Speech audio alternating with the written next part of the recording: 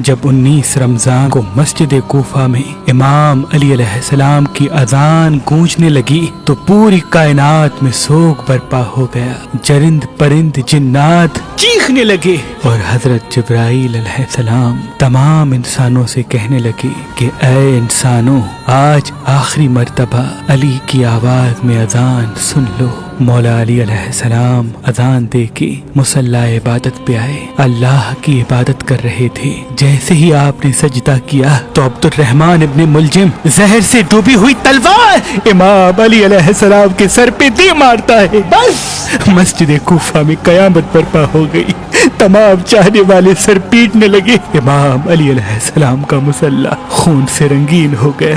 آپ کے سر کا خون آپ کے چہرے اور داڑھی پہ آ لگا. کچھ چاہنے والے اس ملعون کو ڈھونڈنے لگے جس نے مولا علی کو ضرب ماری تو کچھ مولا علی علیہ السلام کے سر کا خون صاف کرنے لگے. اتنی دیر میں امام علی علیہ السلام نے فرمایا، اے حسن، یہ نماز فجر کا وقت ہے، پہلے نماز مکمل کرواؤ، اس کے بعد مجھے دیکھنا. امام حسن علیہ السلام نے نماز پڑھائی اور مسجد میں موجود تمام مسلمانوں نے نماز پڑھی. جیسے ہی نماز ختم ہوئی تو عبد الرحمن ابن ملجم جس نے مولا علی علیہ السلام کے سر پہ وار کیا تھا اس کو پکڑ کے امام کی خدمت میں لایا گیا اور کچھ چاہنے والے شہد کا شربت بنا کے پاس لے کے آئے. جیسے ہی امام علی علیہ السلام نے اپنے قاتل کے چہرے پہ خوف دیکھا تو اپنے چاہنے والوں سے فرمانے لگے کہ اس شربت کی مجھے نہیں بلکہ میرے قاتل کو ضرورت ہے. یہ شربت اسے پلا دو اور دیکھو اس نے مجھ پہ ایک وار کیا ہے، اس پہ بھی ایک ہی وار کرنا اور اگر یہ زندہ بچ جائے تو اسے آزاد کر دینا. دیکھو اگر یہ اس وار سے مر جائے تو اس کے جسم کے اعضاء نہ کاٹنا، کیونکہ میں نے اللہ کے رسول سے سنا کہ اللہ کے نزدیک سب سے بدترین انسان وہ ہے جو مرے ہوئے انسان کے جسم کے حصے کاٹتا ہے. بس آپ یہ فرمانے لگے اور تمام چاہنے والے آپ کے عدل و انصاف کو دیکھ کے رونے لگے. پھر آپ فرماتے ہیں، حسن، حسین، عباس، چلو مجھے اپنے گھر لے کے چلو. آپ اپنے بیٹوں کے سہارے سے جیسے ہی گھر کے قریب پہنچتے ہیں تو فرماتے ہیں، عباس، سب چاہنے والوں کو کہو کہ واپس اپنے گھر چلے جائیں. تو کسی نے عرض کیا، یا امیر المومنین، یہ سب آپ کے چاہنے والے ہیں، اس حالت میں آپ کو کیسے چھوڑ کے چلے جائیں؟ امام علی علیہ السلام نے فرمایا، کیونکہ میرے ضربت کی خبر مجھ سے پہلے میرے گھر پہنچ چکی ہے اور میری بیٹیاں زور زور سے رو رہی ہے.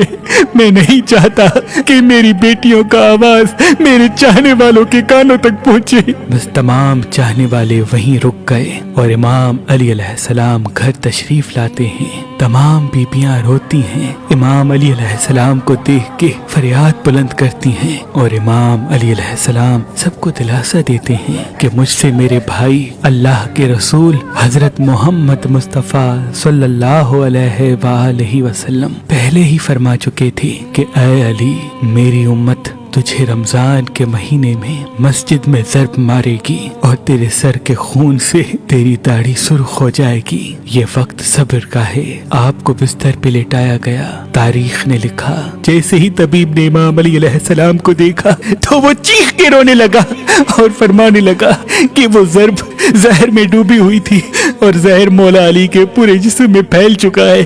جتنا ہو سکے آپ ان کو دودھ پلائے. بس جیسے ہی یہ خبر کوفے کی گلیوں تک پہنچی تو کوفے کے یتیم بچے اپنے اپنے حصے کا دودھ لیے امام علی علیہ السلام کے گھر پہ آتے ہیں اور بآواز بلند کہتے ہیں، یا حسن، یہ ہمارے حصے کا دودھ ہمارے مولا کو پلائیں. ہم ایک مرتبہ یتیم ہو چکے ہیں، دوسری مرتبہ یتیم نہیں ہونا چاہتے.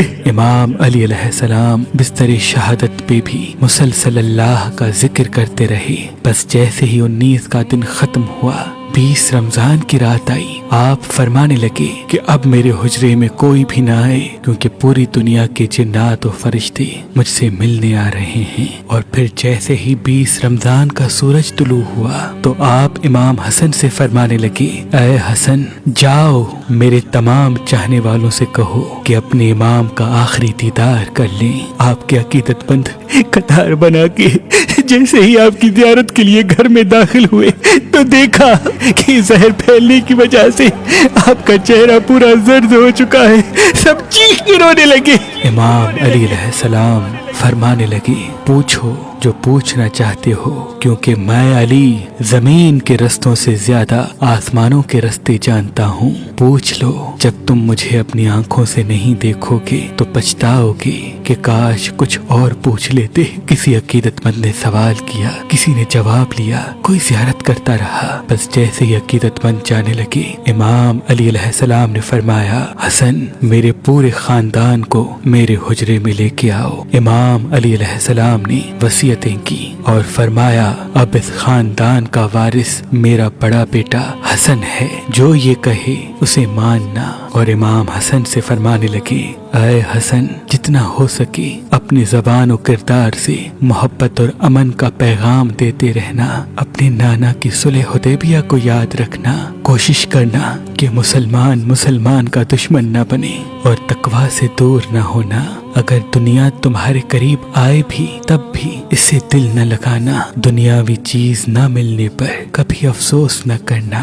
हमेशा हक बात कहना, मजलूम की मदद करते रहना। हसन, हुसैन, जहाँ तक हो सके मेरे इस पैगाम को हर एक तक पहुँचाना कि अपने काम जिम्मेदारी से करते रहें और अपने दरमियान ताल्लुकात को अच्छा बनाए रखें, क्योंकि मैंने तुम्हारे नाना हजरत मोहम्मद मुस्तफ़ा सल्लल्लाहु अलैहि वसल्लम से सुना है कि लोगों के बीच में सुलह करवाना हजारों सालों के रोजा नमाज से बेहतर है। और यतीमों के बारे में अल्लाह से डरते रहना कि कभी वो भूखे न रहें और पड़ोस में रहने वालों का ख्याल रखना, क्योंकि अल्लाह के रसूल पड़ोसियों के बारे में बार बार इतनी नसीहत करते कि लोग समझने लगते कि शायद अल्लाह के महबूब उनको हमारा वारिस भी बनाने वाले हैं। और कुरान को समझने और उस पे अमल करने में देर न करना। ऐसा न हो कि दूसरे कुरान को समझ के तुम पे हुकूमत करने लगे। नमाज के बारे में अल्लाह से डरते रहना, क्योंकि वो तुम्हारे दीन का सुतून है। और अल्लाह के घर की हिफाजत करना, क्योंकि वो तुम्हारी पहचान है। अल्लाह से डरो। अपनी जान, माल और जबान के बारे में न किसी का माल गस्ब करो, न किसी को हाथों और जबान से तकलीफ दो। एक दूसरे की मदद करते रहना। और खबरदार, सब मुसलमान एक दूसरे से जुड़ के जीना, वरना तुम पे वो लोग मुसल्लत हो जाएंगे। अगर तुम फरियाद भी करोगे तब भी तुम्हारी आवाज सुनने वाला कोई न रहेगा। और सारे अब्दुल मुत्तलिब के बेटों को खबरदार कर दो कि अगर इस ज़र्ब से मेरी शहादत हो जाए तो मेरे कातिल को भी सिर्फ एक ही ज़र्ब मारना। अगर वो बच जाए तो उसे आजाद कर देना।